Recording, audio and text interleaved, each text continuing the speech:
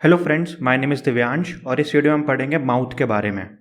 तो बेसिकली जो एलिमेंट्री कनाल की ओपनिंग होती है वो माउथ ही होता है, जहाँ से हम इंजेक्शन करते हैं फूड का।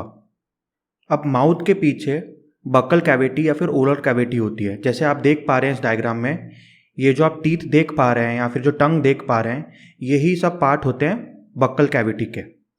तो बेसिकली बक्कल कैविटी के पार्ट्स होते हैं टीथ और टंग। अब जो सलाइवरी ग्लैंड होते हैं, जो भी बक्कल कैविटी में ओपन हो रहे होते हैं, वहाँ से सलाइवा मिक्स होता है और जो डाइजेशन की प्रोसेस को इनिशिएट करता है वो भी बक्कल कैविटी में आके ही खुलता है, सलाइवरी ग्लैंड।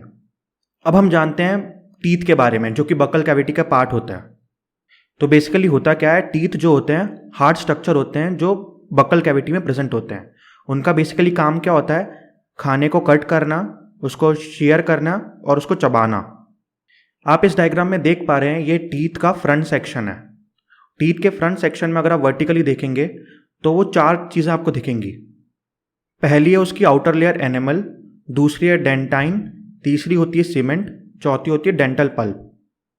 अब जो एनेमल होता है वो आउटर मोस्ट पार्ट होता है, मतलब टीथ का, और वही सबसे हार्डेस्ट पार्ट होता है पूरी ह्यूमन बॉडी का। नाउ जो टीथ होते हैं वो भी चार तरह के होते हैं। तो कौन कौन से तरीके होते हैं, सबसे पहला होता है incisor, canine, molar and pre molar, और हर के कुछ फंक्शंस होते हैं।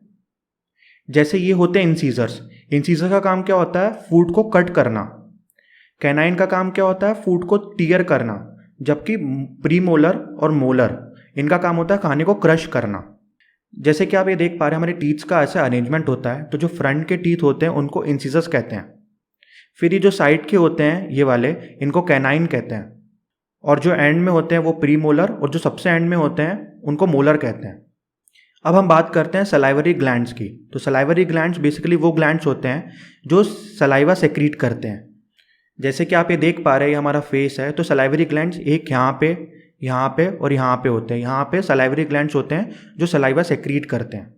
एक नॉर्मल ह्यूमन बीइंग हर दिन ऑलमोस्ट 0.5 से लेके 1.5 लीटर तक सलाइवा सेक्रीट कर सकता है।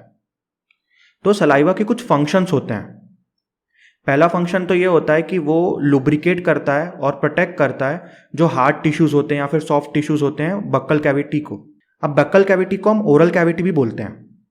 दूसरा काम होता है सलाइवा का, वो हमें प्रोटेक्शन देता है डेंटल कैरीज से। डेंटल कैरीज मतलब दांतों में कीड़े लगना, तो इससे भी हमें प्रोटेक्शन मिलती है।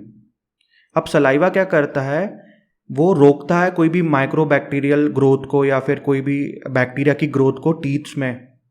और सबसे लास्ट होता है सलाइवा का जो फंक्शन होता है, सलाइवा जो होता है उसके अंदर एक एंजाइम होता है जिसको बोलते हैं सलाइवरी अमाइलेज। इसका काम क्या होता है, जो कॉम्प्लेक्स फूड होता है जैसे स्टार्च, तो उसको सिंपल फूड में कन्वर्ट कर देता है, जैसे माल्टोस या फिर डेक्स्ट्रिन।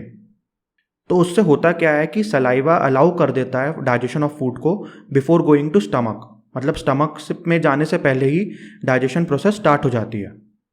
तो मिलते हैं नेक्स्ट वीडियो में, तब तक thank you and have a nice day.